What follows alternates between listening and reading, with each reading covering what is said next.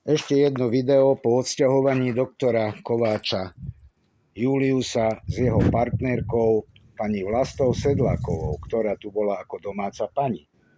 Pozrite sa, ako to vyzeralo. Toto mali pred dverami.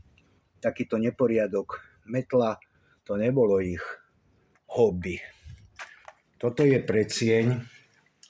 To sme už povynášali asi 12 vriec neporiadku, smetí.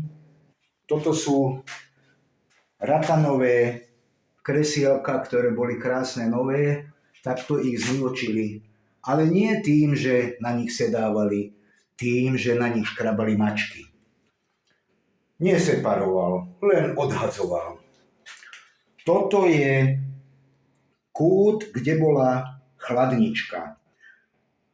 Takýto neporiadok za chladničkou, pavučiny, zničená naša jedna sieťka. Dvere sú totál zdevastované, práve idem kúpiť 60 € jedny.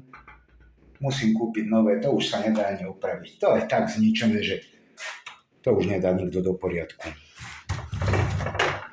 Toto je, prosím pekne, chladnička. Takto to tu vyzerá. Ideme sa ešte raz pozrieť do tejto dolnej kúpeľne, ktorá bola krásne spravená na sprchovanie. Je tu vecko, všetko je tu také polozdemolované. Toto neviem, čo robil. Tuto je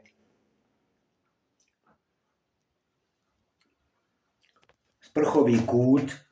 Môžete si pozrieť, aký je tu extra poriadok. Extra nahádzané všetko na kopách, vytrhnutý sifón, vytrhnuté tesnenia, odtrhnuté dvere z kolajničiek. No katastrofa. Pozrieme sa do obývačky. Toto je ešte v kuchyni naša podlaha. Tu neviem, čo vylial.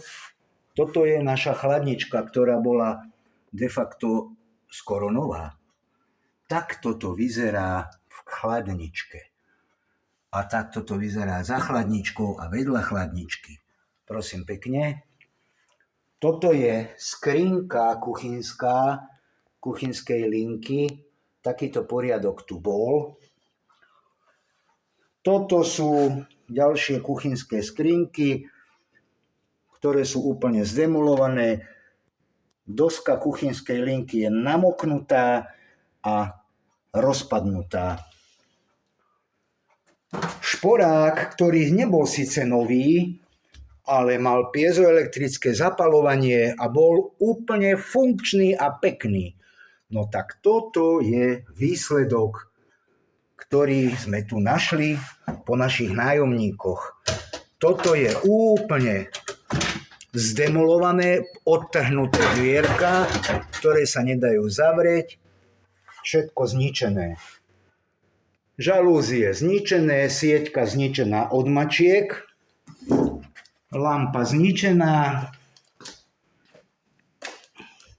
Toto som už raz natáčal, tieto otrasné flaky, ktoré neviem, ako pôjdu dole.